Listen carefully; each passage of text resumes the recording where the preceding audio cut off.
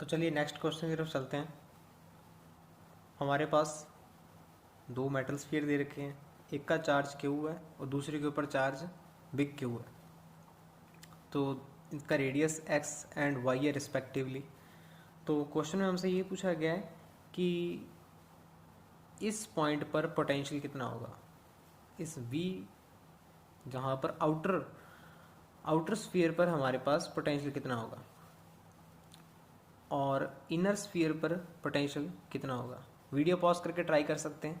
Okay, तो outer sphere पर potential find out करने के लिए देखिए, आउटर स्फीयर पर इनर स्फीयर की वजह से भी पोटेंशियल होगा। देखिए इनर स्फीयर पर चार्ज कितना है, क्यू है। तो क्यू है तो कितना आ जाएगा यहाँ पर इस पॉइंट पर के क्यू ओवर वाई। और अब इस क्यू चार्ज आउटर स्फीयर के ऊपर भी हमारे पास चार्ज क्यू है, तो इसकी वजह से जो पोटेंशियल जनरेट होगा वो कितना होगा, के क्यू बाय वाई, क्योंकि इसकी सरफेस पे तो के क्यू बाय वाई ही होगा। इनर के बारे में बात करें, इनर सरफेस के लिए आपके पास कितना पोटेंशियल होगा। तो देखिए इनर सरफेस पे अगर मैं बात करूं तो इसकी सरफेस पर चार्ज क्यू है, तो पोटेंशियल आपके पास के क्यू बाय एक्स हो जाएगा। अब हम जानते हैं कि इस स्फीयर की वजह से भी इनसाइड पोटेंशियल होगा, इस स्फीयर के अंदर भी पोटेंशियल होगा ना। तो जो आपके पास आउटर स्फीयर की सरफेस के ऊपर जो पोटेंशियल होता है वही उसकी इनसाइड स्फीयर पर भी ही पोटेंशियल होता है। तो आपके पास कितना आ जाएगा, के क्यू बाय वाई।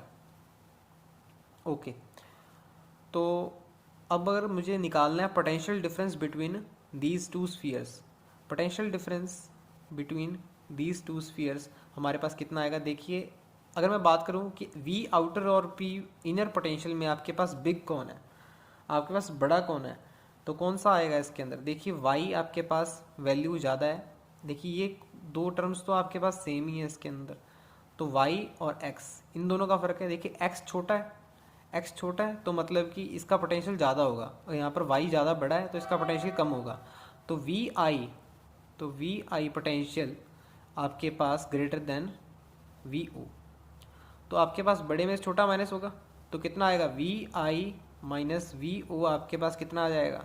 देखिए ये टर्म्स तो वैसे ही कैंसिल हो जाएंगी, तो के क्यू 1/x माइनस 1/y। तो ये आपके पास पोटेंशियल डिफरेंस आ जाएगा। इसी क्वेश्चन के नेक्स्ट पार्ट पर चलते हैं। नेक्स्ट क्वेश्चन में अब मुझे ये बताया जा रहा है कि ये दो कॉन्सेंट्रिक जो स्फीयर्स हैं उनको मैं कनेक्ट कर देता हूँ। अगर वो कनेक्ट कर देता हूँ मैं, तो पूछ रहा है कि आपके पास q s and q big क्या होगा, resultant q s and q big क्या होगा। ये आउटर इनर स्फीयर पर, स्मॉल स्फीयर पर आपके पास चार्ज कितना होगा और आउटर स्फीयर पर आपके पास क्यू बिग जो मैंने लिखा है वो कितना होगा। तो इसे ट्राई कीजिए आप। ओके, तो देखिए क्यू एस निकालने के लिए अब मैं जानता हूँ कि जब ये दोनों कनेक्ट हो जाएंगे तो पोटेंशियल सेम हो जाएगा, तो पोटेंशियल डिफरेंस जीरो हो जाएगा। तो अगर पोटेंशियल डिफरेंस जीरो हो जाएगा तो ये वैल्यू जीरो हो जाएगी, और अगर ये वैल्यू जीरो हो जाएगी तो देखिए के तो जीरो होने से रहा, क्योंकि के की हमारे पास एक स्पेसिफिक वैल्यू होती है 1/4 और चार्ज भी इसके अंदर ज़ीरो हो सकता है, चार्ज ज़ीरो हो सकता है। देखिए इस वैल्यू को देखूँ मैं 1/x माइनस 1/y, जहाँ से इसको अगर मैं जीरो के इक्वल इक्वेट कर दूंगा तो x इक्वल्स टू वाई आ जाएगा, तो वो तो पॉसिबल है ही नहीं, तो x इक्वल्स टू वाई तो है ही नहीं। तो एक ही कंडीशन बचती है कि क्यू ज़ीरो है। तो अगर क्यू ज़ीरो है, अगर हमारे पास क्यू ज़ीरो है तो क्यू बिग कितना होगा, क्यू बिग जो बच गया है वो कितना होगा हमारे पास। तो देखिए सारा जो चार्ज है वो हमारे पास क्यू प्लस क्यू इतना बन जाएगा। तो ये वैल्यू आ जाएगी हमारे पास अगर मैं आउटर स्फीयर पे फाइंड आउट करने की कोशिश करूँ तो। ओके, नेक्स्ट क्वेश्चन की तरफ चलते हैं यहाँ से।